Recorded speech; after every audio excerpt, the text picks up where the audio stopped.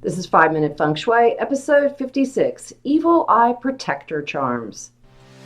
Welcome to the 5 Minute Feng Shui podcast, where each week I talk about how to move energy and make money. You'll learn how to create a prosperous home and an abundant life using classical Chinese Feng Shui.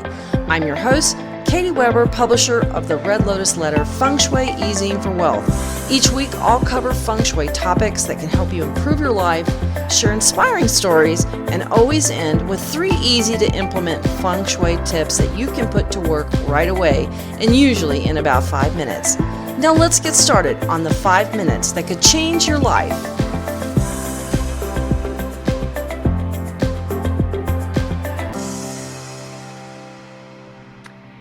One of the fun things that I like to talk about with Feng Shui is things that you can use to improve your life, but also things that you can use to protect your life and your belongings. One of the tenets of Feng Shui is to always practice protective Feng Shui first. So one of the things that we have to protect ourselves from is sometimes the people we're around, right? Unfortunately, that's just how it is these days. We just have to watch out for those negative intentions. And if you've ever been around a negative person, maybe someone who compliments you in a hollow way or admires what you have with this kind of envious kind of look, you know what it feels like when someone's intentions aren't positive. I mean, it's like, if you're in a restaurant and you feel eyes on you, turn around, someone's staring at you. You can feel that. And sometimes you may find that after you've left someone, you may actually feel physically kind of bad.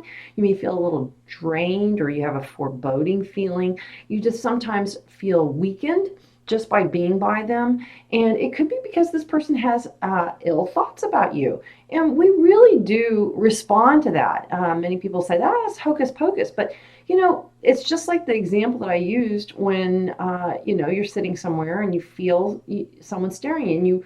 Why do you look around? But you do. You feel it. You know it. Your body is telling you, hey, there's someone staring at you. And you turn around, you look, sure enough, there's some eyes on you. Now, many cultures and countries recognize this kind of energy as the evil eye, it's called. So whether you're from Tibet or Greece, Turkey, or Brazil, the concept of the evil eye is a belief that someone's envious gaze or their thoughts can create negative consequences for you, like injury or illness or unhappiness or some kind of loss. And that in its worst form, this kind of jealousy and jealous glances can create a withering effect on your psyche and actually your actual physical form. In Aegean countries, it was believed that those that had green eyes could cast curses. And in the Jewish custom, speaking about good fortune can also draw negativity and jealousy to you.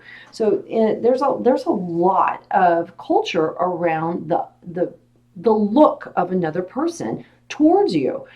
In Latin countries, the evil eye is often called mal de ojo. And that is, now growing up in South Texas with a very high Hispanic population, I was very accustomed to mal de ojo, or the evil eye. Someone would compliment you, and they say that if someone is giving you a compliment on something like a shirt that you may have, they'll often touch that person that's being complimented to remove the evil eye. And they think that, the idea is that if someone's complimenting you, that they want what you have. So if somebody says, I like your handbag, it's because they really want one like that. So if somebody touches you, especially, someone in Latin culture, that is to draw that negativity away from you so that you don't suffer from any kind of evil intent. But regardless of whether you believe that someone's negative intentions can harm you physically or emotionally, we do know that we are drawn by another's gaze. And it's that feeling of being watched. Many times we're at home and we might have a feeling of being watched, and we look out the window and sure enough, someone's peeping in our house. I live on a golf course, and we have big windows that look out over the golf course. It's beautiful, but sometimes I feel like I'm being watched when I have during the day when the blinds are open, and I look out and sure enough, there's somebody just peering at the house. Not that they're looking at me, they're just looking that way. I have felt it. we intuitively know when someone's looking at us, even when our back is turned. And knowing that, it's not hard to understand how cultures can believe in the power of your eye and another's gaze or another's thoughts. The evil eye concept has even moved into the feng shui realm, and it's now very common to see that blue eye talisman displayed in Asian emporiums. Now, in Turkey, it's called a nazar. Now, I'm not sure if I'm saying this correctly, so my Turkish listeners, let me know if I didn't say it correctly. But the nazar is a blue eye, and it's used wherever there is a concern about jealousy or is the need for protection against others.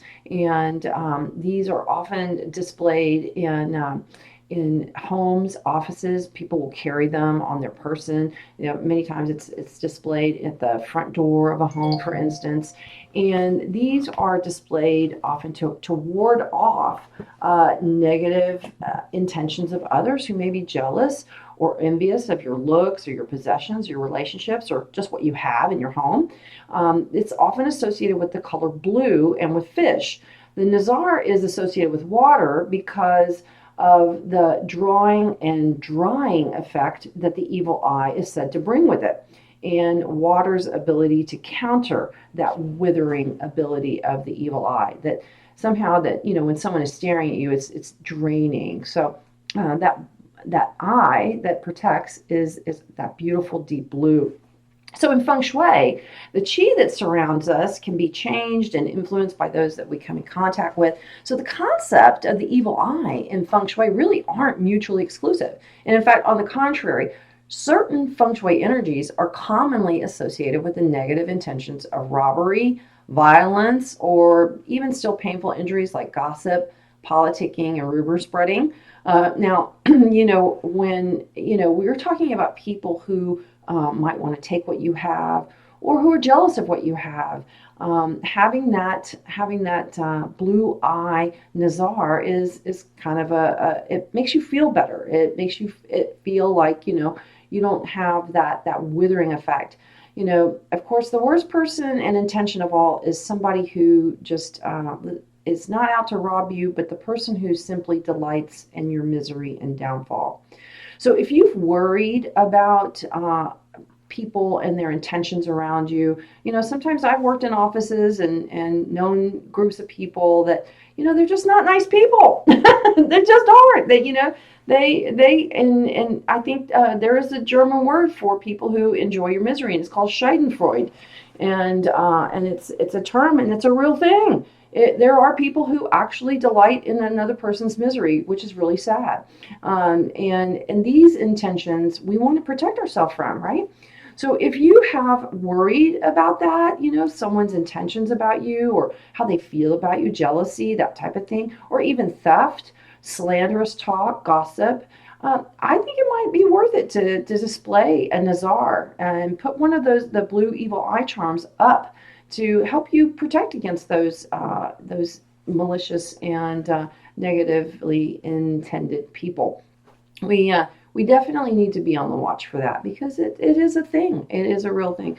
And one of the things that I actually love about the blue evil eye ornament, the nazar, is that it's a terrific emblem to have and to display for particular energies. So every year in feng shui, energies shift and move. So because the calendar moves. People go, what are you talking about? Feng shui moves. There's an annual feng shui. And every year we have a new roll of the dice, right? It's a new year. It's a new energy. So it's, a lot of people think, oh, what are you talking about? Feng shui changes.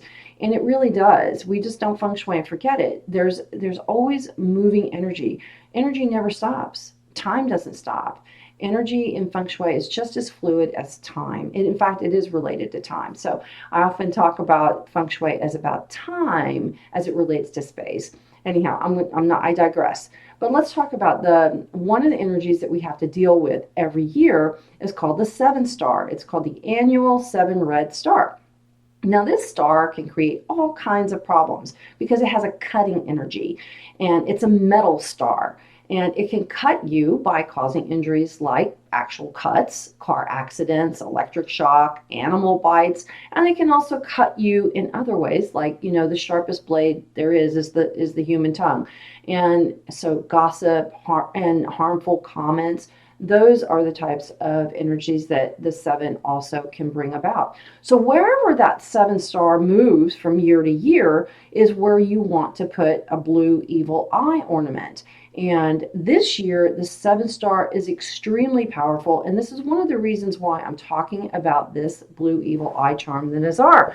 Because in 2020, the year of the rat, the seven star is the reigning star. That means just prepare yourself, people. I know the U.S. is coming up for an election year. So it is the ugliness that I am anticipating to come out during all of the election. It's just awful. And some of the vitriol we've listened to, the ugliness, the cutting words, I really dislike it. But that's one of the things that we have to deal with. So how do we manage that seven star? Well, because it's in the center of our home, we're going to want to add blue colors in the center of our home, and we're going to want to protect our home. And that's especially important especially if you have an open concept type of home, because the seven star will be stronger then. So don't go petting dogs that you don't know. Even if your friend says, "Oh, he's so sweet," if you have an instinct about a dog. So, for instance, I have a friend, and she has a dog, and she's had a couple of dogs, and they're a little too quiet. They're not a friendly animal, and because they're really quiet, I leave them alone. I'm not overly friendly with a quiet animal because, well, I used to work for Allstate when I got out of college, and every time I ever had to handle a dog bite claim, the first thing the owner said was, "He's never done that before." It can happen this year. If there's a year where it can happen, where you could get a dog bite, a cat bite, cut yourself, electrical shock, this is the year that it can happen. So having a Nazar in the center of your home, putting up that blue evil eye ornament can really help you.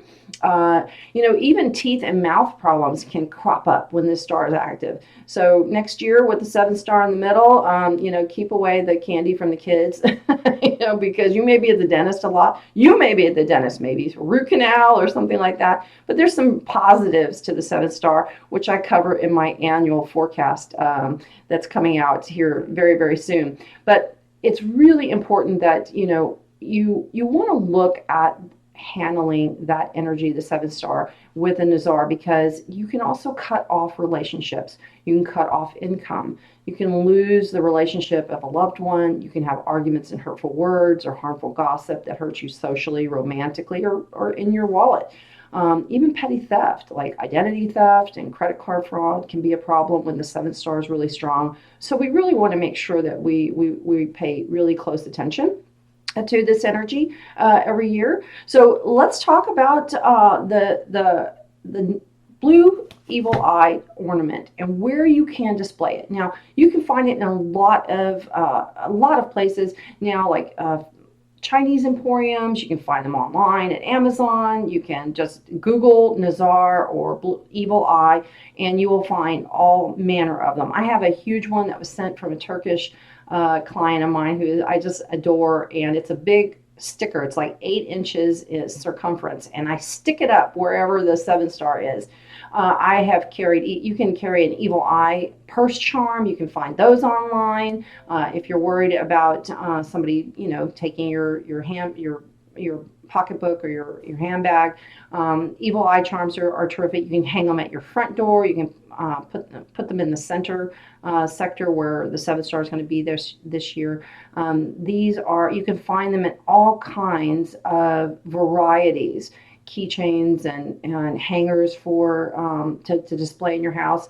I always like to put the evil eye out wherever the seven star is. And as I mentioned, the seven star is coming to the center sector. So wherever the center is of your home, that's where you definitely want to hang a blue evil eye ornament. All right, well, we've talked about the evil eye ornament, what it does, and how it protects you. And it's time for your 3 5-minute feng shui tips. So, number one, always use it, hang a blue evil eye ornament wherever that dangerous 7-star location is. This year in 2020, year of the rat, that's going to be the center sector.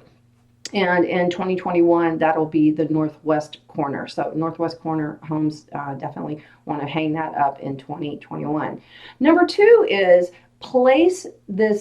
get an evil eye ornament and place it at the back door. I always like to have an evil eye ornament hanging at the rear of the house because that's often an entry point for robbers and for theft to occur. So I always like to have the backside, I just feel like my little Nazar stuck up on the window, just keeps an eye on what's going on here at the rear of the house, and those lights that pop on as soon as anybody comes by. That makes me feel a lot better. Of course, I have an alarm system. But let's talk about number three.